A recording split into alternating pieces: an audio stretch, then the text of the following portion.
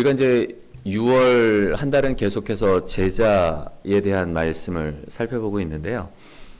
여러분 사실 우리가 이제 교회에서 제자 훈련도 많이 받고 뭐 프로그램도 많이 있지만 사실 제자가 된다는 것, 제자로 살아간다는 게 쉬운 일은 아니에요. 모든 목회자들의 고민이 어떻게 하면 성도들이 헌신된 제자로 성장시킬 수 있을까가 목회자들의 고민일 뿐만 아니라 선교지에 계신 선교사님들의 고민도 결국엔 뭐예요?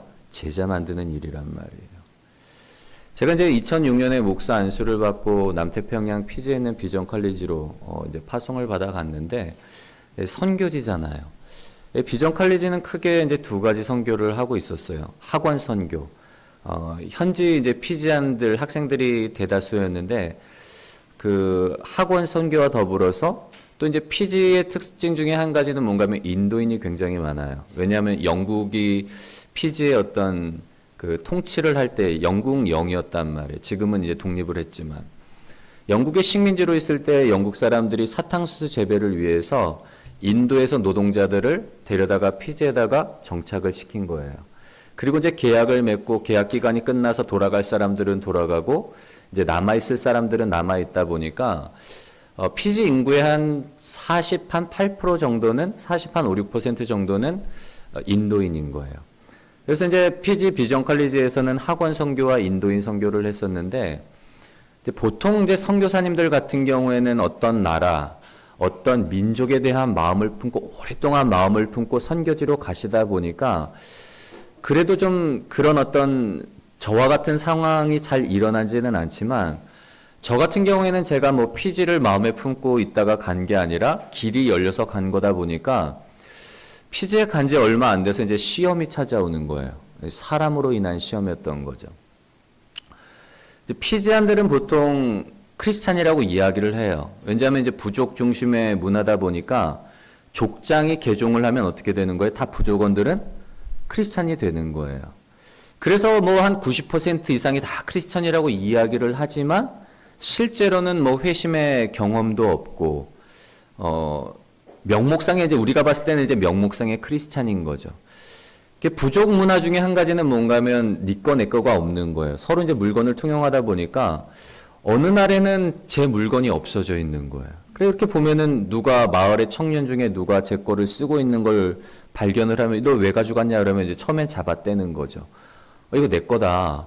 그럼 이제 야 이거 어디서 구할 수 없는 건데 이거 어떻게 된 일이야? 이제 막 하면은 아니 그냥 누가 버리는 건 줄 알고 자기는 가져왔다고 막 하는 거예요. 우리가 봤을 때는 도둑질이잖아요. 근데 가르쳐줘도 나아질 기미가 안 보이는 거예요. 또 인도 사람들은 어떤가 하면 인도 사람들은 그 동전 뭐 한 100원 뭐 500원 큰 돈도 아니에요. 잔돈에 목숨 걸기도 하고 돈에 막 돈으로 인해서 막 사람들이 어떻게 저럴 수 있을까 싶을 정도로 막 거짓말도 잘하고 막 너무 좀 그런 게 있는 거예요. 정말 이런 표현하면 죄송하지만 구질구질한 거예요. 사람이. 그러니까 간지 6개월 만에 이제 사람들로 인해서 막 시험이 든 거죠. 왜냐하면 저는 준비가 된 상태로 간 게 아니니까. 그러던 차에 이제 더 힘든 어떤 일들이 생기게 됐는데 뭔가 하면 연말에 이제 한인 선교사 회의를 해요. 그러면 이제 모여서 예배드리고 다음에 한인 선교사 이제 회장을 뽑는 그런 모임이 있었는데 그날 이제 그 모임 가운데 그 당시에 이제 가장 오래된 시니어 선교사님이 말씀을 전하시는 거예요. 근데 이제 뭐라고 말씀을 전하시는가 하면 본인이 그 당시 한 20년 넘게 이제 피지 선교사로 사역을 하고 계시는 건데 해를 거듭하면 거듭할수록 사역이 너무 힘들다는 거예요. 왜 힘든가 하면 이제 20년 이상을 사역을 하다 보니까 교회가 막 세워지고 교회도 몇 개씩 개척을 하신 거예요. 교회도 막 몇 개씩 개척하고 그 안에 이제 성도들도 넘쳐나는데 문제는 뭔가 하면 헌신된 제자를 세우기가 너무 힘들다는 거예요. 교회가 세워지고 성도는 넘쳐나지만 그 안에서 현지인들을 정말 사랑으로 목양할 어떤 헌신된 제자들이 제대로 만들기 쉽지 않다는 거예요. 좀 마음을 갖고 관심을 갖고 투자를 하면은 우리도 그랬잖아요. 못 살던 시절에는 성공하는 출세하는 비결이 뭐예요? 선교사님들 따라다녀서 공부하고 그리고 뭐 정말 헌신된 제자로 남는 경우도 있지만 나중에는 다 뭐예요? 다 자기 살 길 찾아 떠나는 경우도 비일비재했었단 말이에요. 그러다 보니까 선교사님들이 이제 그게 너무 힘든 거예요. 믿을만 하면 떠나버리고 도망가고 자기 살 길 찾아가고 기껏 가르쳐주고 이제 수업료 내가면서 대학 공부시켜줬더니만 다 자기 살 길 찾아 호주나 뉴질랜드로 나가는 거예요. 그러니까 이제 그게 너무 힘들다고 이야기를 하는데 여러분 그 이야기를 듣고 제가 어떻겠어요? 저는 간지 6개월 만에 벌써 번아웃 돼갖고 사람들로 인해서 상처받고 야 내가 이거를 평생 동안 여기서 선교사로 사역을 할 수 있을까 막 고민하던 그 차에 그 말씀을 듣고 나니까 막 더 힘들더라고요. 정말 그 밤에 잠이 안 오는 거예요. 이리 뒤척 저리 뒤척에다가 도저히 잠이 안 와가지고 그냥 침대로 내려와서 무릎 꿇고 기도하기 시작하는 거예요. 하나님 어떻게 하면 좋습니까?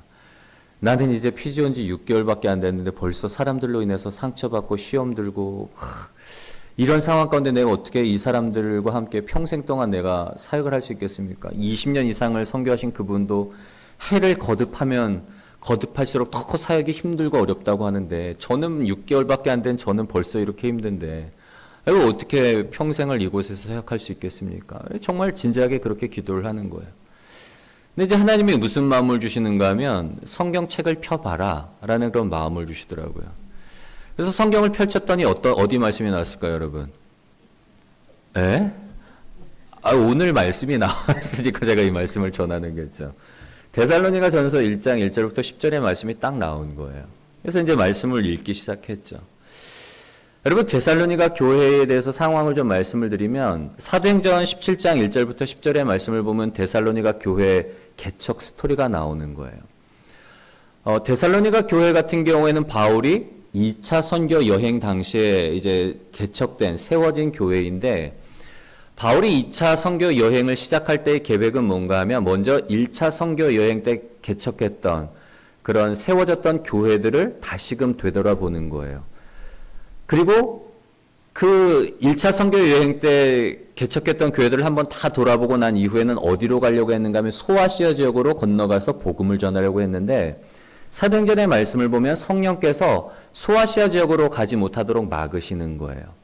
그래서 바울이 그 소아시아 지역의 그 선교의 문들이 길들이 열려지지 않고 있을 때 기도하는데 환상 중에 마게도냐 사람이 나타나서 와서 우리를 도우라라는 환상을 보고 이제 성령께서 나를 마게도냐로 이끄시는구나 하고 마게도냐로 가는데 마게도냐는 어디 지역인가 하면 오늘날로 말하면 그리스 지역인 거예요.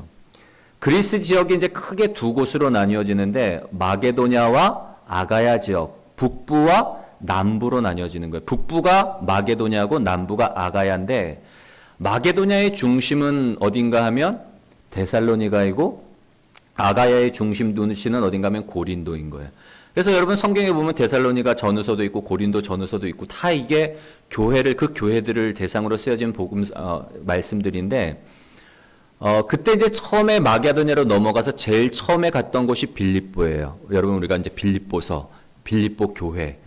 거기에서 누구를 만나는가 하면 루디아를 만나고 또 거기에서 어떤 사건이 있는가 하면 루디아를 만나서 그 집을 통해서 이제 교회가 처음 세워지는 거예요.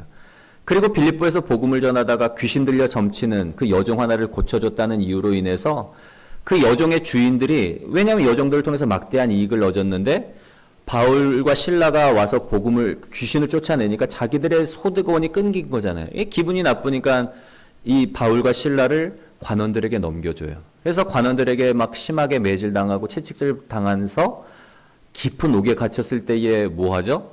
찬송하고 예배할 때 옥문이 열려지는 역사가 일어나는 거예요. 그래서 간수장이 회개를 하고 그의 집이 구원받는 역사가 빌립보 교회에서 일어났고 그래서 옥에서 나와서 간 곳이 어딘가면 데살로니가예요. 마게도냐에서 두 번째로 세워진 교회가 이 데살로니가 교회인데 근데 안타까운 사실은 뭔가 하면 3주 정도 바울이 데살로니가에 머물면서 예수 그리스도의 복음을 전해요.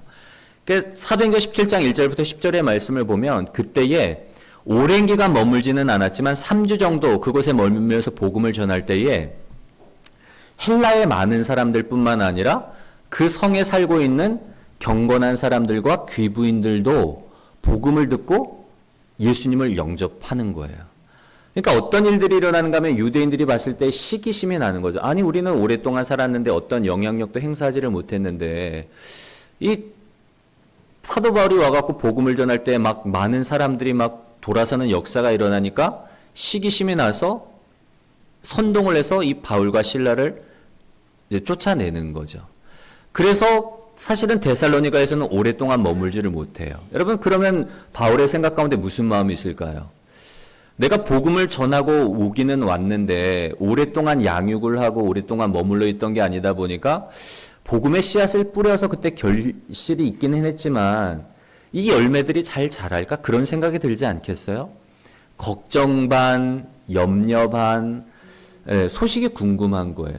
그래서 아들 같은 디모데를 보고 보내서 그때 그 성도들이 잘 지내고 있는지, 믿음 생활은 잘하고 있는지, 교회로가 잘 어떻게 운영되고 있는지 보고 와라 하고 보냈을 때에 놀라운 보고를 하는 거예요. 그 보고의 내용이 오늘 이 데살로니가전서 1장 1절부터 10절에 기록이 되어 있는데요. 그 보고를 통해서 바울이 보고받은 건 뭔가 하면 사실은 굉장히 염려하고 걱정을 했는데 뭐예요?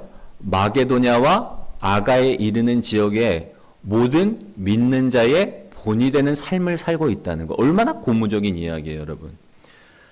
굉장히 짧은 시간 동안 복음을 전하고 짧은 시간 동안 같이 있을 수밖에 없었지만 그럼에도 불구하고 이 데살로니가 교인들, 여러분 이방인이잖아요.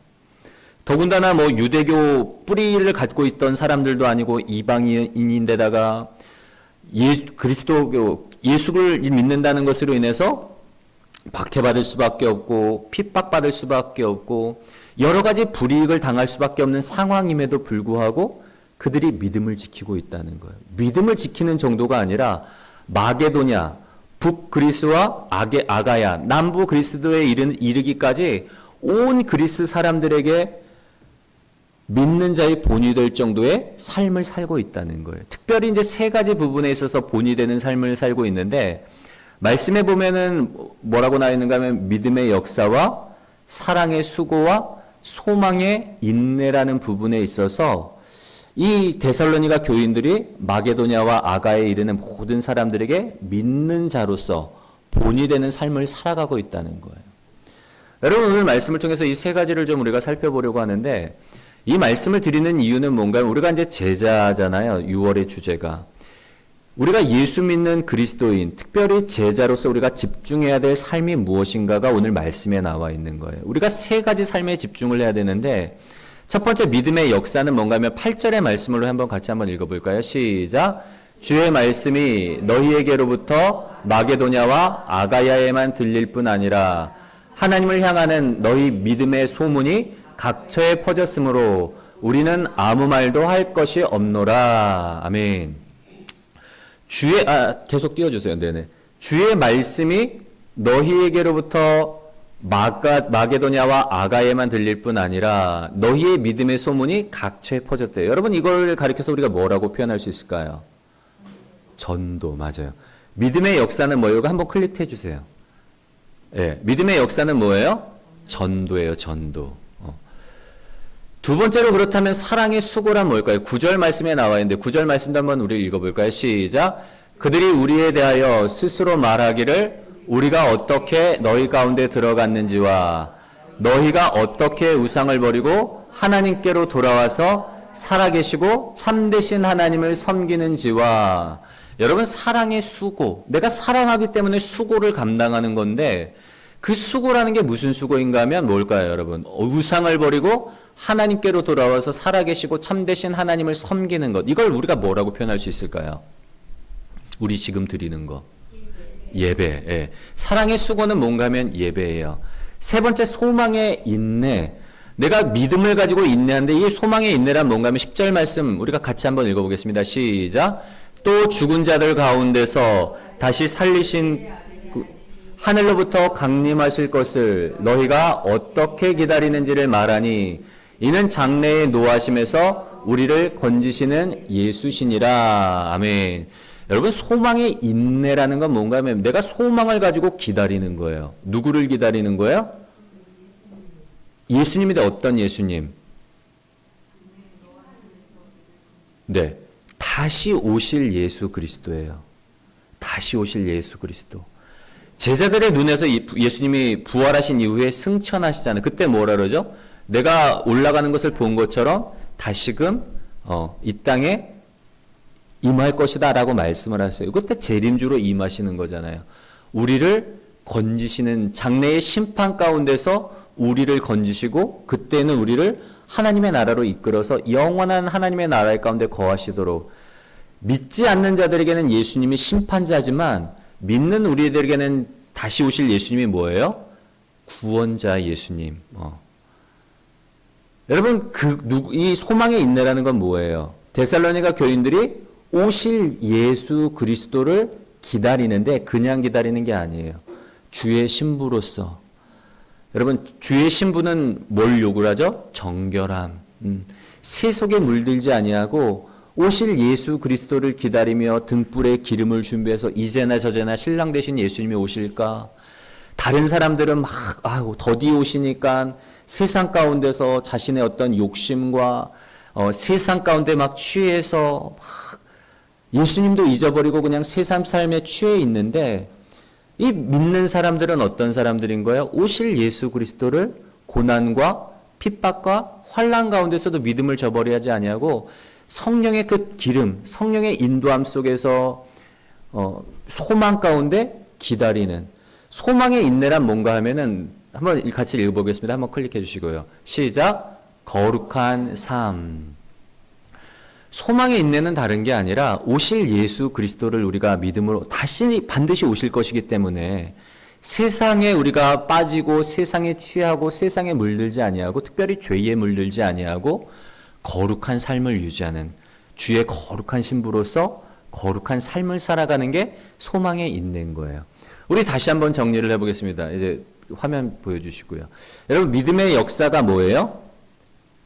전도, 사랑의 수고, 예배, 소망의 인내는 거룩한 삶. 여러분 그리스도인 뿐만 아니라 제자들이 우리가 평생의 삶 동안 집중해야 될 세 가지가 뭐라고요? 전도와 예배와 거룩한 삶인 거예요. 여러분 이 세 가지는 그리스도인이라면 당연히 살아내야 되는 것이고 특별히 제자들이라면 더 집중해야 될 삶이 전도와 예배와 거룩한 삶인 거예요.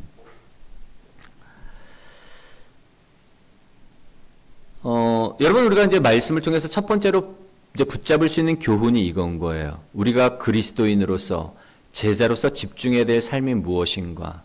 전도와 예배와 거룩한 삶인데 우리가 오늘 말씀을 통해서 한 가지 더 붙잡을 수 있는 교훈은 뭔가 하면 사도 바울이 이야기를 하잖아요. 뭐라고 이야기를 하는가 하면 믿음, 소망, 사랑 이 세 가지는 항상 있을 것인데 그 중에 제일은 사랑이니라 라고 말씀을 하고 있는데 여러분 그 이유를 오늘 말씀을 통해 본다면 그 이유를 또 알 수가 있어요. 물론 사도 바울이 다른 의미로도 했겠지만 오늘 말씀과 접목시켜보면 왜 사랑이 제일이라고 말했을까를 알 수가 있어요.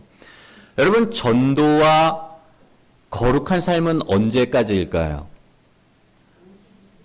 오시기 전까지 우리가 전도하고 거룩한 삶을 살아난단 말이에요. 예수님이 재림주로 오시고 나면 더 이상 전도할 필요가 있어요? 없어요? 없어요. 이미 심판받을 사람들은 심판받게 되고 하나님 자녀들은 천국 가기 때문에 더 이상 여러분 전도는 언제까지인가 하면 오시기 전까지 죄인들이 회개하고 하나님의 자녀대로 하는 것이 전도잖아요. 전도는 언제까지 하는가 하면 오시기 전까지예요. 거룩한 삶은 언제까지예요? 거룩한 삶도 마찬가지로 오시기 전까지 우리가 소망 가운데 인내하고 여러 가지 환경적으로 환난과 핍박이 막 우리를 찾아와도 넘어지지 아니하고 반드시 오실 것이기 때문에 신랑으로서 우리 신부인 우리를 부르기 위해 오실 것이기 때문에 기다린단 말이에요. 근데 오시고 나면 더 이상 기다릴 필요가 없잖아요. 왜냐하면 천국 잔치에 참여하기 때문에. 그런데 사랑의 수고인 예배는 어떨까요, 여러분? 언제까지일까요? 영원토록 계속되는 거예요. 요한계시록을 보면 우리가 이제 다음 달 말씀이 요한계시록에 들어가는데 요한계시록의 말씀을 보면 천국의 모습이 나와요. 천국에서 성도들 보좌 위에 둘러싼 24성도들과 천사들과 뭐 천군들과 천국의 성도들이 하는 예가 뭐예요, 여러분? 거룩하다 거룩하다 만군의 여호와여. 하나님의 이름을 찬송하고 높이는 일을 한단 말이에요. 그게 예배잖아요.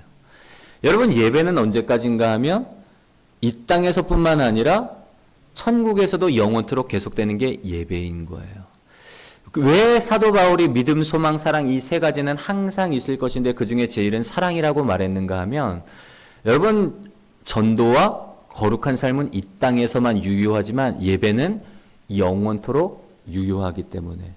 또 두 번째 이유는 뭔가 하면, 여러분, 우리가 어떻게 전도의 삶을 살고 어떻게 거룩한 삶을 살아갈 수 있을까요? 성공적으로.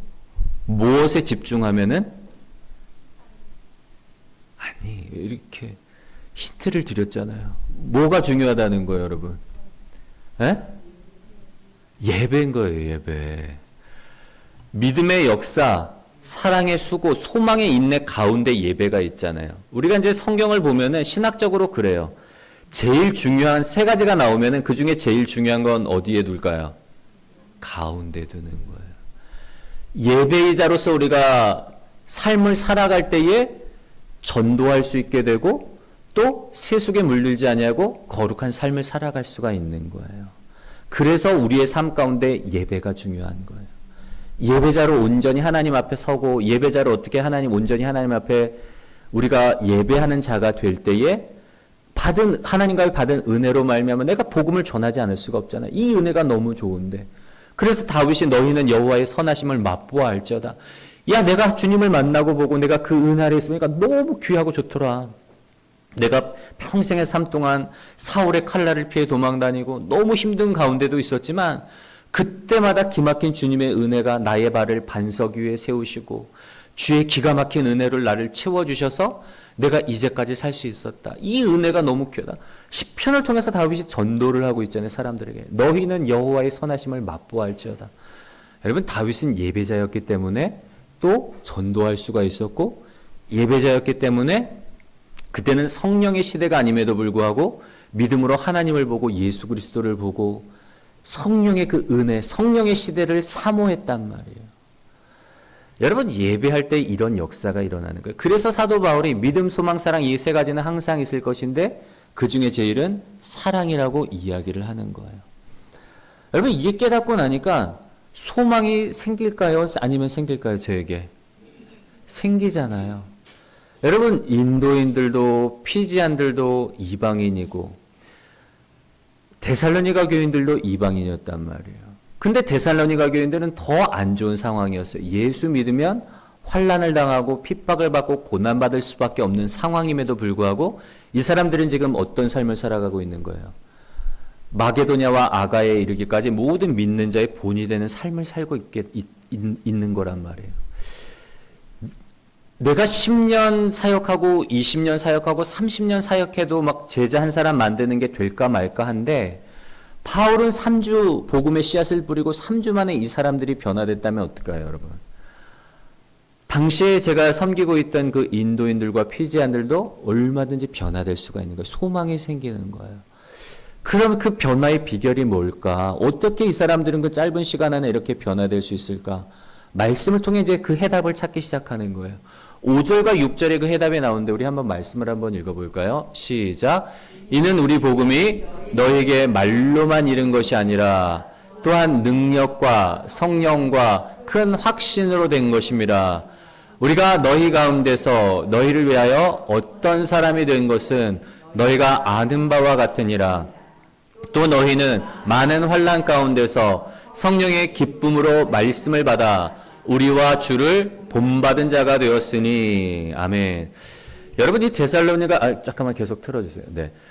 데살로니가 교인들이 이방인이었고 짧은 시간 동안 뭐 복음을 듣고 뭐 양육받을 시간이 없었음에도 불구하고 이들이 그리스도인으로서 예수를 본받고 사도 바울을 본받는 그런 어떤 믿음의 본이 되는 삶을 살 수 있었던 이유가 뭐라는 거예요? 복음을 전할 때에 복음이 어떻게 이 사람들에게 다가왔다는 거예요.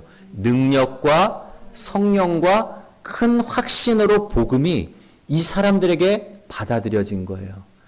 6절 말씀에는 좀 더 풀어서 설명하고 있는데요. 성령의 기쁨으로 말씀을 받았다는 거예요. 여러분 데살로니가전서 2장 13절에는 조금 더 풀어서 설명을 하고 있어요. 이게 도대체 무슨 말인가? 데살로니가전서 2장 13절의 말씀도 우리 같이 한번 읽어볼까요? 시작.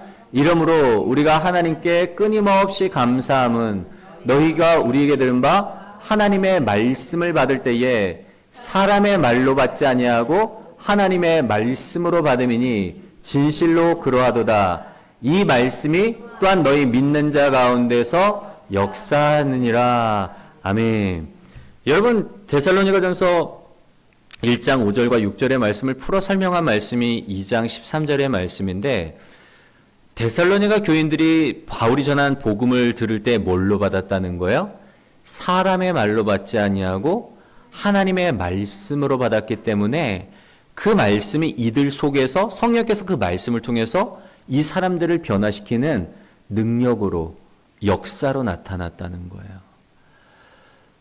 비록 바울이 그곳에서 3주밖에 머물지 않았고 복음의 씨앗을 뿌리고 회심한 이후에 영접한 이후에 예수님을 영접한 이후에 추후에 다른 어떤 돌봄이 없었음에도 불구하고 자생적으로 이들이 예수님을 따르고 믿는 자의 본이 되는 삶을 살 수 있었던 이유가 뭐라는 거예요?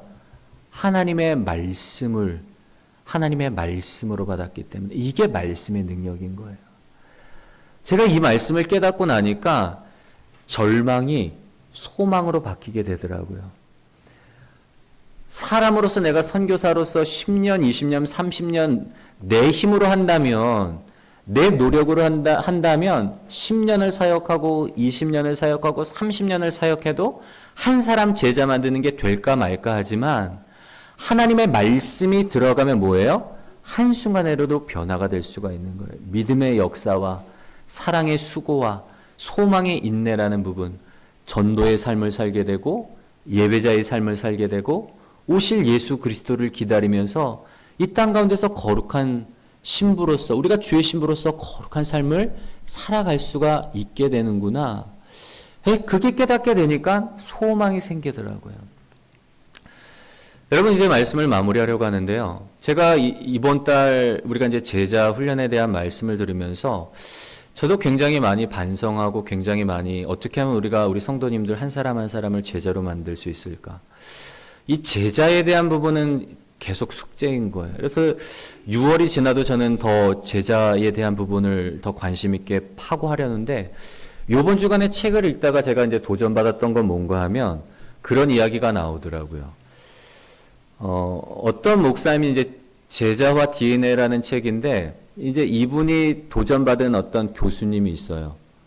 은혜 받은 제자의 목숨 걸고 대학 강단에서 학생들을 가르치는 분인데 한 번은 이분이 이제 신학교에 수업을 맡아서 갔을 때에 그런 이야기를 하셨대요. 요번 학기 여러분들에게 과제가 있다는 거예요. 1시간 강의를 들으면 여러분이 들은 이 강의를 누군가에게 꼭 전해야 되는 거예요. 앞으로 수업은 그런 방식으로 진행될 거라는 거예요. 오늘 1시간 이 말씀을 들으면 쉽게 말하면 이 말씀을 가지고 다른 사람에게 전해야 되는 거예요. 한 사람을 선정해서 학기 내내. 그리고 이제 학기 말이 되어서 시험을 치를 때는 어떤 방식으로 시험을 치르는가 하면 여러분들이 가르친 그 사람이 나와서 배운 내용을 시험을 치르는 거예요. 그 성적이 여러분의 성적에 반영될 거라고. 여러분 그러면 어떻게 해야 될까요? 네? 열심히 들을 뿐만 아니라 어떻게 해야 되는 거예요? 잘 가르쳐야 되는 거잖아요. 왜냐하면 내가 그 사람을 가르친 사람이 와서 시험을 보고 그 시험의 결과가 나의 성적이 되기 때문에 그 이야기를 듣는데 제가 정신이 번쩍 나더라고요. 야, 제자를 만드는 것도 그런 거겠구나. 내가 제자가 되는 일도 중요한데 그 제자가 내가 만든 그 제자가 나의 열매가 되고 하늘의 상급이 된다면 여러분 열심히 할까요? 하지 않을까요? 열심히 할 수밖에 없는 거예요. 그 이야기가 저한테 너무 큰 도전으로 다가오는 거예요. 내가 우리 성도님 한 사람 한 사람을 가르치는 일에 정말 더 목숨을 걸어야 되겠다. 우리가 제자화 되는 일에 한 사람 한 사람을 제자화 시키는 일에 더 이게 너무 확 와닿더라고요. 여러분, 제자는 어떤 사람이라는 걸 무엇에 집중하는 사람들인 거예요?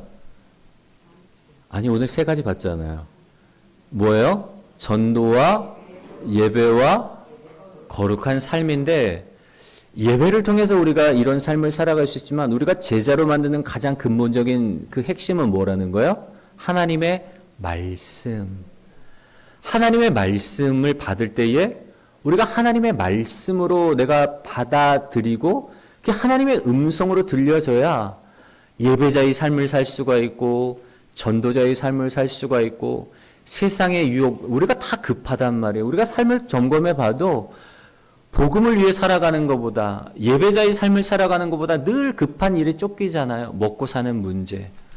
하나님께서는 늘 무엇을 먹을까 마실까 이 염려하지 말고 근심하지 말고 먼저 그의 나라와 의를 구하라고 함에도 불구하고 우리의 삶은 나도 모르는 사이에 자꾸 육체적인 일, 본질적인 게 아니라 급한 일이 아닌 가장 중요한 일이 아닌 먹고 사는 문제에 쫓기다 보니까 정말 본질을 잊어버리고 살아요. 그래서 말씀이 중요한 거예요. 매일 말씀을 읽고 매일 말씀을 묵상하고 말씀 속에서 하나님의 음성을 듣고 말씀을 통해 예배하고 말씀을 통해 굳어지기 쉬운 우리의 마음이 깨어져서 영혼을 사랑하는 마음으로 전도하고 오실 많은 환난과 고난 가운데서 오실 예수 그리스도를 기다리며 우리가 사모하는 마음으로 살아갈 수 있다는 것. 우리가 6월 한 달 이제 마지막으로 제자에 대한 말씀을 마무리하는데요. 우리가 무엇보다도 제자 되기를 원합니다. 여러분, 그냥 제자가 아니라 전도하고 예배하고 오실 예수님을 기다리는 또 다른 생명을 잉태할 수 있는 제자의 목적은 그거예요. 나만 제자가 되는 게 아니라 우리가 전도함을 통해서 복음을 전하고 또 다른 사람을 예수님의 사람 만들고 그 사람도 그리스도의 장성한 분량에 이르는 제자가 되도록 양육할 수 있는 그런 건강한 제자들이 될 수 있도록 무엇보다도 하나님의 말씀 앞에 나아가고 예배 자리에 나아가서 정말 하나님을 깊이 만남으로 인해서 하나님이 기뻐하시는 제자 되시는 복된 저와 여러분들이 되시기를 주님의 이름으로 간절히 소원합니다.